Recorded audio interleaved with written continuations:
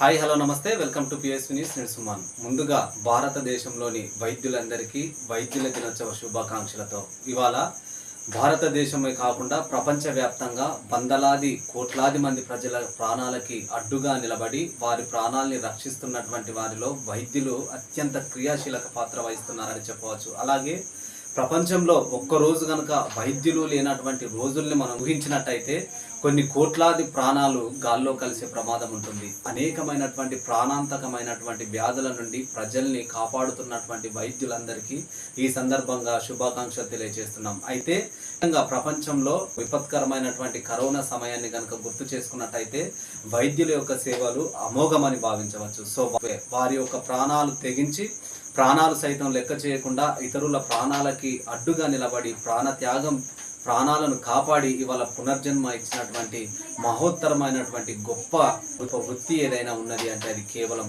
వైద్య వృత్తి అనడంలో ఎటువంటి సందేహం లేదు.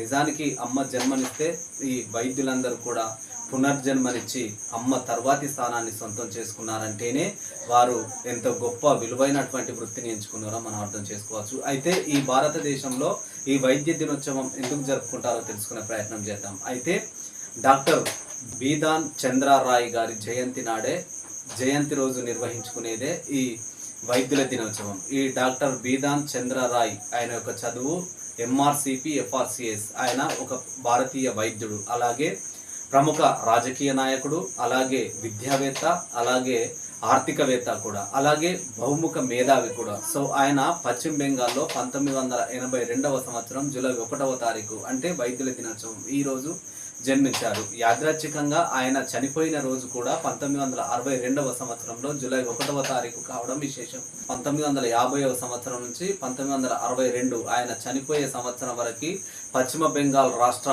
ముఖ్యమంత్రిగా బాధ్యతలు నిర్వహించారు. ఆయన గాంధీ గారికి ముఖ్యమైన స్నేహితుడే కాదు, ఆయన వ్యక్తిగత వైద్యుడు కూడా. డాక్టర్ బీదాన్ చంద్ర రాయ్ గారి జయంతి అండ్ వర్ధంతి అయినటువంటి ఈ జూలై 1 నాడే మనము భారతదేశంలో వైద్యుల దినోత్సవాన్ని నిర్వహించుకుంటున్నాం.